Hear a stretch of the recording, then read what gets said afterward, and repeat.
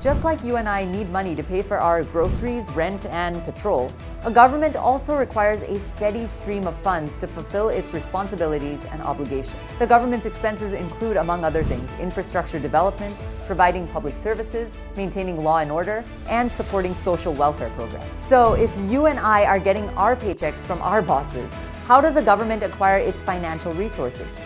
How does India make money? What are the country's top revenue sources? What's the secret behind India's financial fortitude? These are the core questions.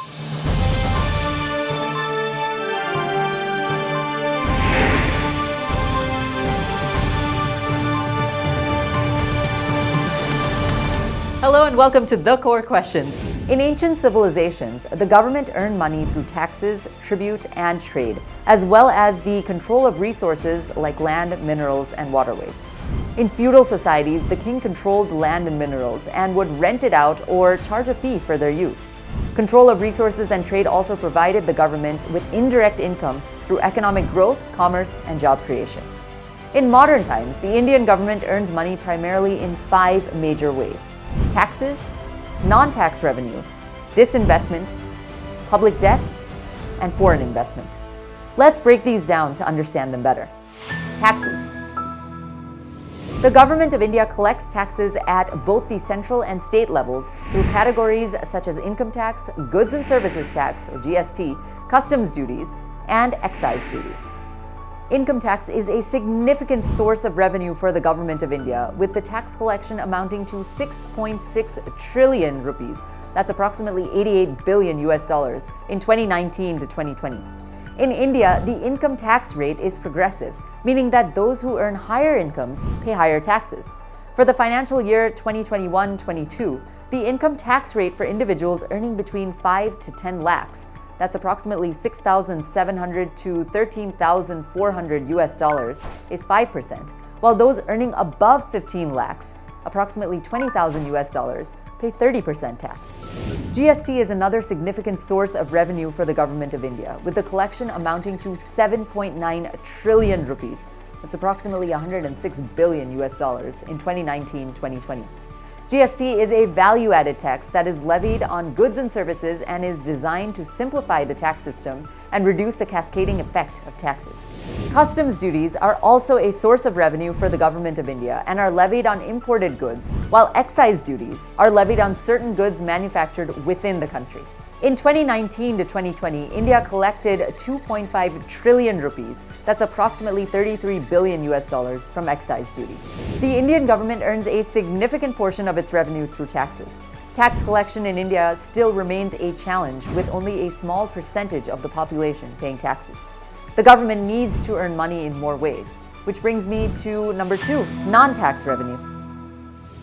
Along with taxes, the government earns revenue through non-tax sources, such as income from government-owned companies, interest on loans, and other investments, penalties and fines, etc.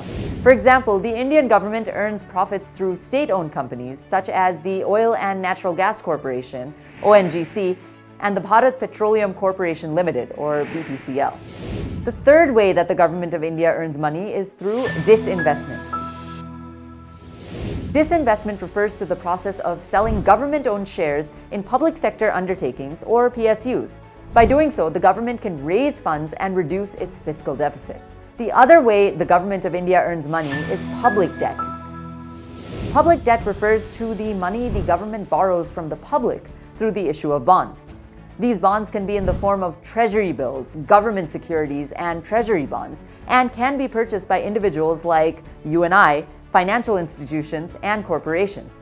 Funds earned through public debt are used by the government to finance its operations and development projects. The Reserve Bank of India also plays a crucial role in managing public debt, issuing bonds and monitoring their performance. In recent years, India's public debt has steadily increased, reflecting the government's growing need for funds.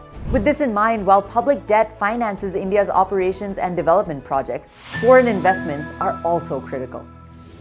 In today's fast-paced world, the Indian government has been especially successful in attracting foreign investments through various schemes and initiatives. These initiatives include the Foreign Direct Investment Policy, or FDI policy, the Make in India program, and the Digital India program, which work to create a favorable environment for foreign investors to invest and set up bases in India. Foreign investments have proven to be super beneficial for the Indian economy. These investments have helped to bring in new technology, create job opportunities, and provide a source of revenue for the government. Some major foreign investments in India include Amazon.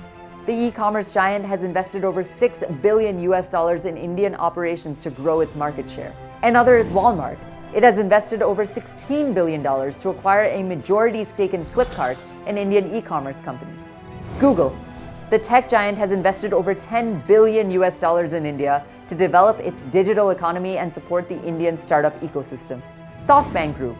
This Japanese conglomerate has invested over $10 billion in Indian startups like Paytm, Ola, and Flipkart. Facebook, or Meta. The social media giant has invested over $5 billion in India to support the growth of digital economy and the ecosystem of small businesses. Mitsubishi Corporation. The Japanese conglomerate has invested in Indian companies like JSW Steel, NMDC, and Suzlon Energy. Coming back to the core question, how does the government of India earn money? The answer is through a combination of taxes, non-tax revenue, disinvestment, public debt, and foreign investments. In 2019, the United States government collected approximately $3.5 trillion in taxes, while the Indian government collected approximately $369 billion. In the United Kingdom, the government collected approximately $716 billion in taxes, while Canada collected approximately $364 billion. It's important to mention here that you shouldn't be put off by India's lower earnings when looking at developed countries, because government earnings between countries is not solely based on the amount of taxes collected, but also includes other factors such as cost of living, the level of government services provided, and the size of the economy. And India is doing pretty good for itself. The government of India is taking active steps to balance its finances and support the country's growth and development. And despite challenges and setbacks like tax evasion, the government has been able to provide essential services and maintain the country's continued progress and development. Thanks for watching the Core Questions. Like and share this video and leave your comments below. Until next time, this is Priyanka Deo signing off. Namaste.